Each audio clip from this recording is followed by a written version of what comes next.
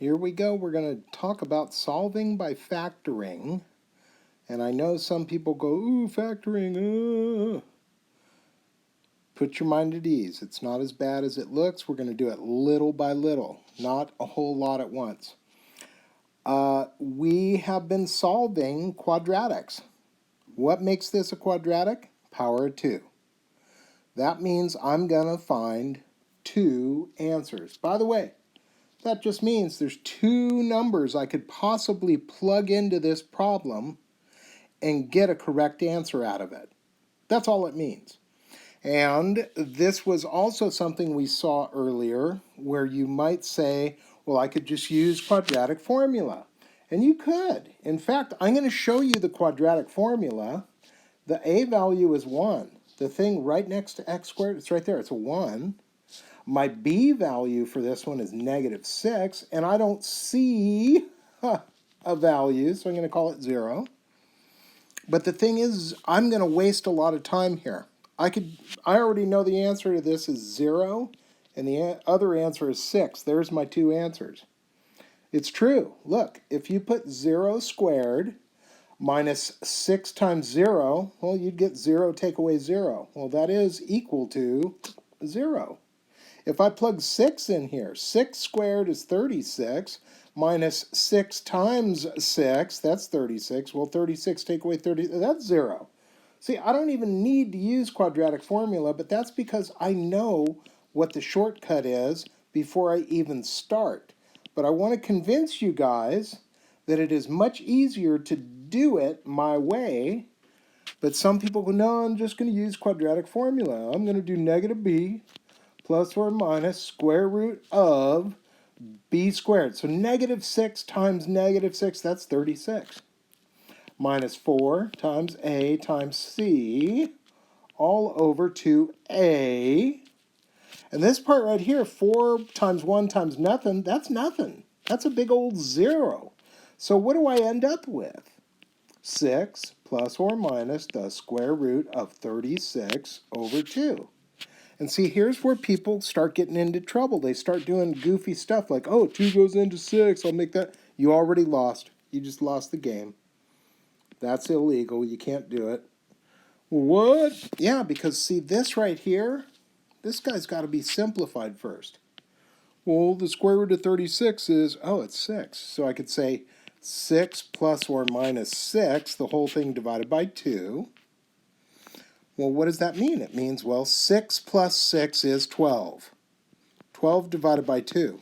That's one of my answers. That's 6. 6 take away 6 is 0. 0 divided by 2 is 0. Oh. Well, what's so bad about that? Well, here's the thing. I can take out the GCF. See, people get taught how to factor in Algebra 1, but they forget a lot of stuff. And one of the very original first skills they teach us is taking out a greatest common factor. And the greatest common factor in this problem is x. They both have an x in common. So what do? I pull it out front. And remember, if I were to distribute this back in, I would get back the original. I would totally get that statement back. So all I'm doing is I'm pulling out a x.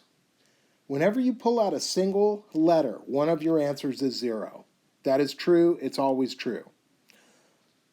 Well, what about this? Well, whenever you see anything in parentheses in mathematics, you set it equal to 0 in your head. What would I have to take, or what would I have to subtract 6 from to make 0? Well, 6. If this thing was a 6, 6 take away 6 is 0. Hey, I got the same answers doing it this way, but guess what? Let me just rocket right through that and show you. I'm trying to convince you that I'm saving you a lot of time and effort. First step is, if I see that something has a GCF in it, I should take it out. If I have a single letter, one of my answers is automatically 0. The other one, set this equal to 0 in your head. Oh, if x was 6, I'd have 6 take away 6, I'm done. Bam. There's my 2 answers. I don't want to mess around with a quadratic formula when I know there's a faster way. Now, I could do this one using quadratic formula too. I could. It's not wrong. It's long. I'm trying to keep the same pattern here. What's the common factor? What is the GCF? And in this case, the greatest common factor is x to the first. So I say x, and then I have factored this quadratic. Now, these are unique quadratics because they're not trinomials. They're just two pieces of the puzzle. But if you look back at the video that we just got done doing, you'll see that I did these a quick way. I don't have to use quadratic formula. What's the answer here? Anytime you pull out a single letter, 0 is one of your answers. Set this piece equal to 0 in your brain. -2 plus 2 would be 0. Oh, so my other answer is -2. I am done. I totally am. It's fast. Factoring is not the devil. Let's try this one. Wait, there's a 4. Yeah, that's okay. I think 4 also goes into 20. And they both have an x. Well, that's more. There's more stuff this time. That's okay. You're looking for the greatest common factor. The greatest thing they have in common. Well, 4 goes into itself. 4 goes into 20. Okay, I'm taking that out. They both have a variable of x. I'm taking that out. Build it backwards. What would I have to multiply? Oh, x. Oh, 4x squared. Minus, what would I have to put here to make that a true statement? I think it's a 5. That is called factoring, ladies and gentlemen. That is factoring. You can take out a greatest common factor. In this case, it was 4x. And then you might say, well, is this still 0 because there's a 4 in front of it? Yeah, it is. It's still 0. Whenever you take out a single letter, you will find 0 is a true statement. But what about 4 times 0? It's still 0. Whoa. Yeah, it's true. So right here, what's this answer going to be? It's going to be 5. Because 5, take away 5, would give me a 0. Here's my 2 answers. Oh yeah, let's remember, every quadratic equation has 2 answers. So in this one, the 2 answers are 0 and 5. Let's look at another one. Oh man, this time it doesn't say equals 0. Okay, that's fine. Remember, to solve, and this is in all the videos, to solve any quadratic equation, we set it equal to 0. There's only one time we don't, and that's if we're going to do the root method. That's the only time we don't do that. Well, what do I do? Listen to the Red Hot Chili Peppers. Take it away, take it away, take it away now. Bam, that guy's not there anymore. What's over there? There's nothing. And then let's call it 0. Over here I got 3x squared minus 30x. What's it equal? 0. Do you see the GCF? Well, it looks like they both have letters, so x is part of it. Hey, 3 goes into both. Oh, I'm going to pull out a 3x. And then I'm going to build it back. Right? Build it back. What would I need in here? I'd need another x, and I'd need a minus 10. And by this time, I'm hoping you are not afraid to factor something like this. And you go, oh, that's 0. That's 10. Those are my two answers to any quadratic equation. See, it's not that bad. So let's go down, and you go, wait, now you're pulling one on me. That's different. Yeah, it is. There's no GCF. Doesn't have to be. There's no guarantee that there's going to be a GCF, ever. But the first rule in factoring anything is, if there's a GCF, you take it out. if there is a greatest common factor, you factor it out, take it out. Well, what if there isn't one? Well, then you don't have to do it. Well, what do I do next? I'm going to do quadratic formula. Okay, you do that, but I'll be done before you're done. See, if I want to get x squared out of this, I know that this is 2 binomial. I'm going to go x times x. That's what I'm going to do. That's how I get the x squared. Let me get that out of the way, though. I don't... Whoop, come on. Ah! Stupid thing. There we go. All right. Well, what about this 14? Not just a 14, it's a negative 14. Well, I can tell you this much. The only way you're going to get a negative 14 is if one of these is a positive and this is a negative. That's the only way it's going to work. Well, what about it? What do I do? Well, it's either 1 times 14 or it's 2 times 7. Now look at this. Think about it. 2 times 7 is 14, and 7 take away 2 is 5. You might not have factored in a while, but I'm going to give you a little hint. That's the answer for factoring it, but that's not the answer to my equation. Remember, my equation is going to have 2 answers. Those 2 answers are going to be numerical. So I'm setting this equal to 0. I don't have a little letter out front. I don't have that going for me this time. But whenever you see parentheses in mathematics, you set it equal to 0 in your mind.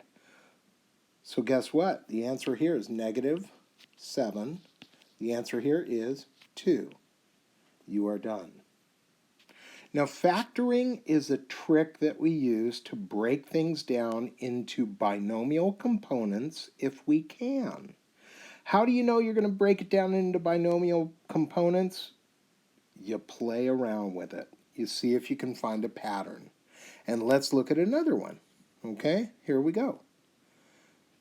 This one's easy peasy because I only have one possible way to do this one.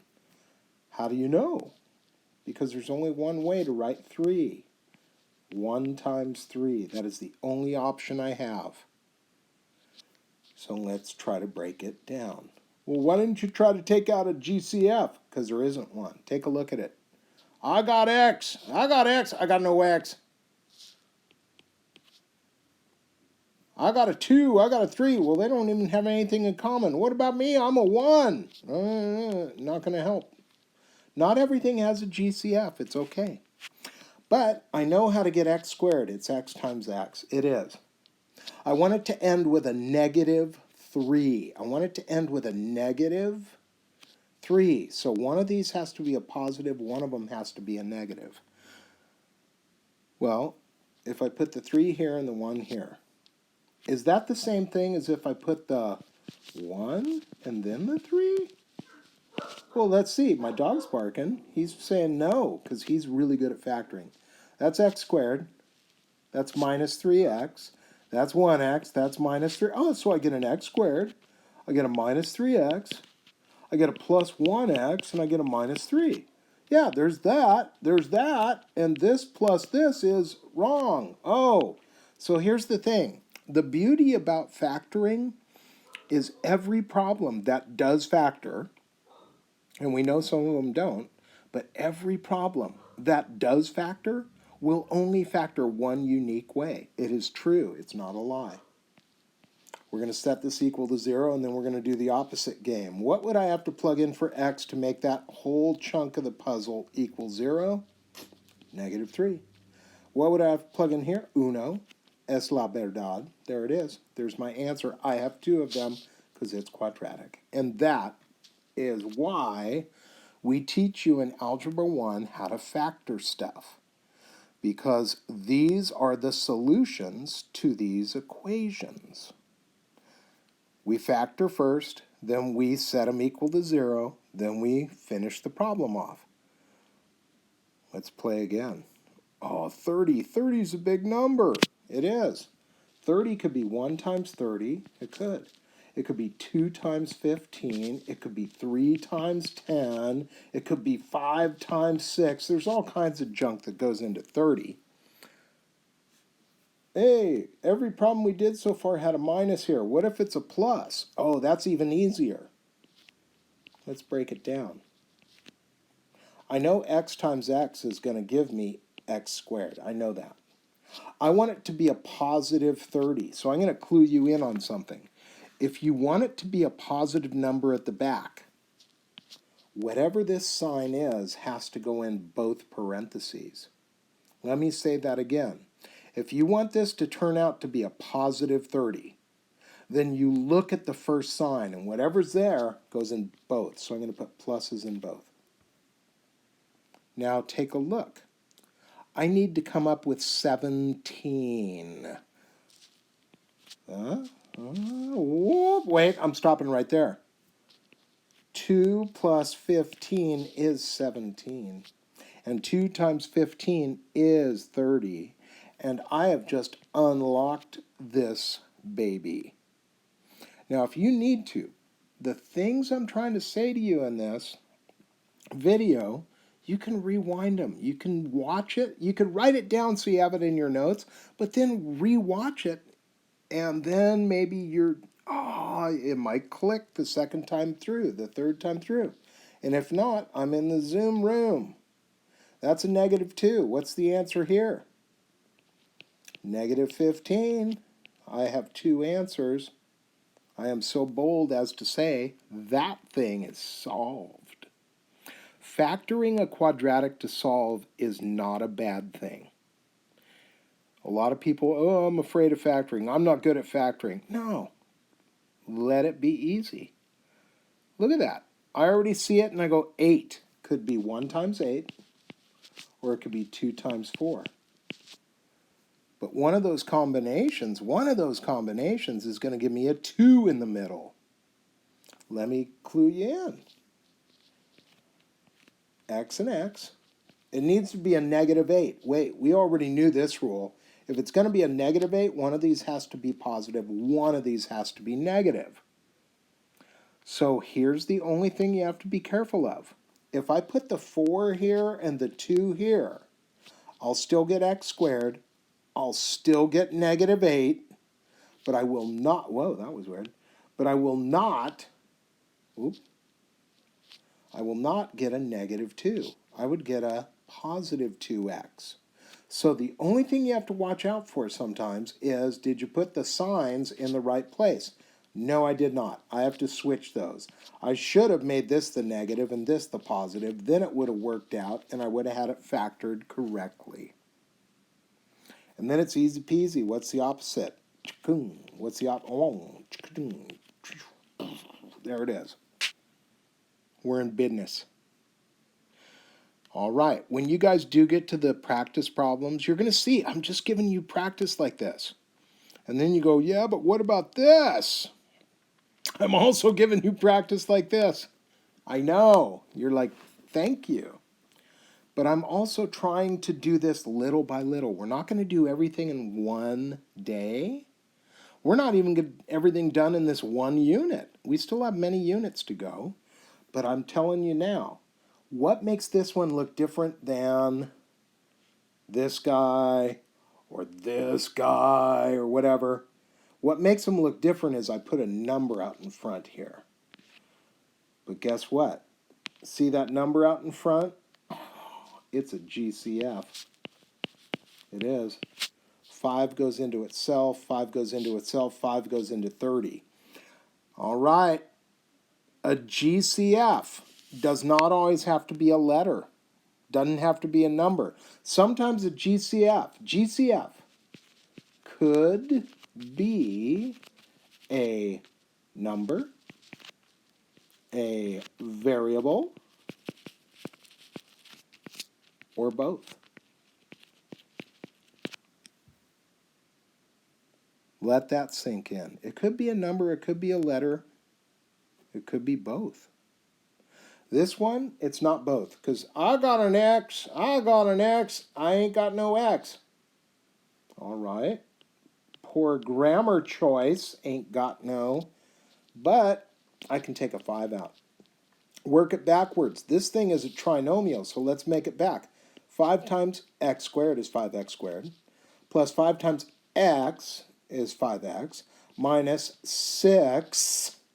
And then we're going to take this and we're going to bustify. We're going to go, what? Well, what happens to the 5? Leave it out front. X times x is x squared.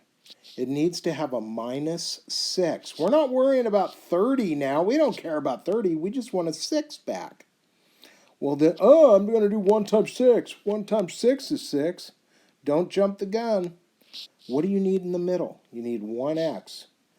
I think 1 times 6 is 6. I do. But I think 2 times 3 is also 6. And I think that combination will yield what we want. So let's get rid of some of this junk. I just stuck it in there. I can always erase. That's why Mick Jagger invented the eraser.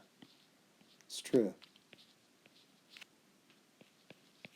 Double check me. I think that is x squared. That's a minus 6. There's 3 x's. Take away 2 x's. Party. There it is. Now, what about... Wait, I'm supposed to call that 0. No, you are not. Do you see a single letter there? No. You see a single number there. When you take a single letter out front, that means 0 is one of your answers. But when you take a number out front, that just means you reduced all the numbers and made your life easier. That's all it means. So let's finish off. That answer is negative 3. That answer is positive 2. That's what you just found. And why? Because there's only 2 answers to this. Quadratics always have 2 answers. Telling you, it's true. So, by the way, this is the last thing we're going to talk about for this unit. We have more to do, but it's not going to happen today. So let's take a look at this one. Do you guys see the GCF in there? There is. This one has a greatest common factor. It's a 2. 2 goes into everything there. So let's build it backwards. 2 times x squared, that's 2x squared. Minus 2 times 2x, that's 4x. Minus, what is that, 24? Yeah, that's 24. Hey, let's bustify. Let's make this thing break up. I need an x times an x. I need a negative 24, so I need these to be opposites. And 24 is a jerk because it's a lot of stuff. 1 times 24, 2 times 12, 3 times 8. But here's the guy I want, 4 times 6. Why do I want 4 times 6? Because I know that if I put a 4 here and a 6 here, check it out, that would be 4 x's. That would be minus 6 of them. 4 take away 6, negative 2x. I'm going to erase that, but you might want to pause it and just kind of vibe on that for a second. But I'm going to get rid of this so it's not in my way. There's a 2 out front. It equals 0. That's not a letter, that's a number, so leave it alone. Don't mess with it. Negative 4 is one of my answers. Positive 6 is the other answer. Those are my answers. I got one more for you to play with. Let's play with this one. You go, what? Doesn't 6 go in all that junk? I think so. Well, what if it doesn't? Well, there's all kinds of what ifs in life.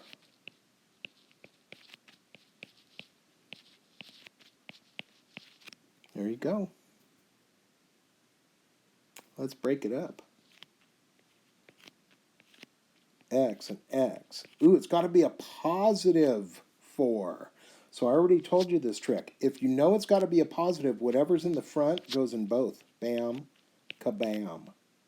And you might be going, well, 4 times 1, that's going to give me 5 in the middle. Yeah, but don't forget there's 2 times 2. Oh, yeah. I went there. Now, you get an answer here that's negative 2. You get another answer here that's also negative 2. I'm not kidding. That can happen, but there's supposed to be 2 answers. There are 2 answers. They just happen to be the same answer. Okay? In mathematics, we call this thing a double. I'm not kidding. We call it a double. Doubles happen twice, right? So there you go. You have the. Do you have to write the answer twice? No. But on my answer key, I did write the word double so that you don't panic and think you did something wrong. No, it can happen twice. So let's see here. What? Now you're really... What's wrong with this one, guys? If I want to solve a quadratic, oh, I'll do this. Root. No, you won't. That's not right. This is not one of those type of problems. Well, I need it set equal to what? What do I need to set this equal to then? If I can't root it, set it equal to 0. I'm going to move this 15 to the other side. I'm going to say, get out of here. Well, if I do that, let's put it in the right order. Let's put it in the right order. And it equals nada. And then I go, wait, that's got a GCF in it. 3 goes into all that stuff.